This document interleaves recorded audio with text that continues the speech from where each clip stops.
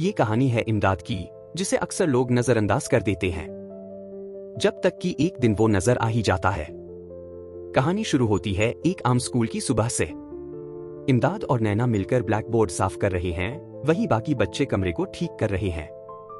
उनकी टीचर मुस्कुराकर कहती हैं, हर काम चाहे जितना भी छोटा क्यों न हो, दुनिया को चलाए रखता है। बाद में इमदाद कुछ ऐसा देखता है जो बाकी नहीं देखते। मीरा अकेली बैठी है, चेहरा पीला, दर्द में। वो आयान को फोन करता है, मदद के लिए बुलाता है, लेकिन आयान हंस देता है, बात को समझे बिना। रेहान जो पास में है, इमदाद की आवाज में कुछ अलग महसूस करता है। कुछ गड़बड़ है, वो समझ जाता है। आयान की बात अधूरी छोड़कर वो उठता है और सीधा कॉरिडोर से होकर सीढ़ियों की तरफ जाता है। वहां इमदाद खड़ा है, मीरा के पास। रेहान बिना कुछ पूछे बस सिर हिलाता है, कहता है, मैं अभी आता हूं, और स्कूल गेट से बाहर निकल जाता है। फार्मेसी पर रेहान वो करता है जो ज्यादातर लड़के करने से हिचकते हैं। वो सैनिटरी नैपकिन खरीदता है और बिना किसी शोर शराबे के वापस लौटता है। मीरा के पास जाकर चुपचाप उसे पैकेट पकड़ा देता है। मीरा की आंखों में आंसू हैं, वो धीरे से सिर हिलाती है।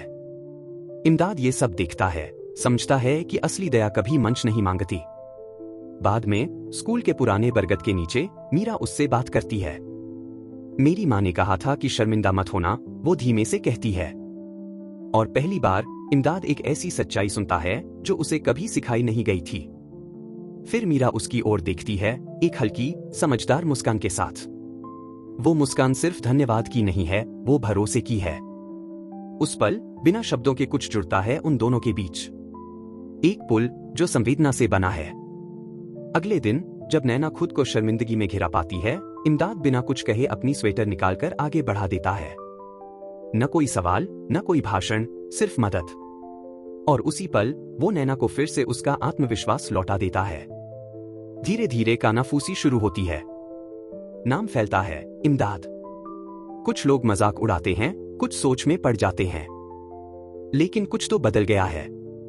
आयान अब दूर खड़ा है, शायद अपने ही मजाक पर संशय में। और फिर एक नई सुबह आती है। मीरा धीरे से गुड मॉर्निंग कहती है। इमदाद क्लासरूम में दाखिल होता है, नायक बनकर नहीं, बस वो लड़का बनकर जिसने उस वक्त परवाह की जब सबसे ज्यादा जरूरत थी। ये कहानी है एक ऐसे लड़के की जिसने मदद की, शोर नहीं मचाया, पर अपनी पूरी संवेदना के साथ खड़ा रहा, जो ये याद दिलाता है कि सहानुभूति कोई कमजोरी नहीं होती। और कई बार एक नई शुरुआत बस एक चुपचाप साहसिक कदम से होती है।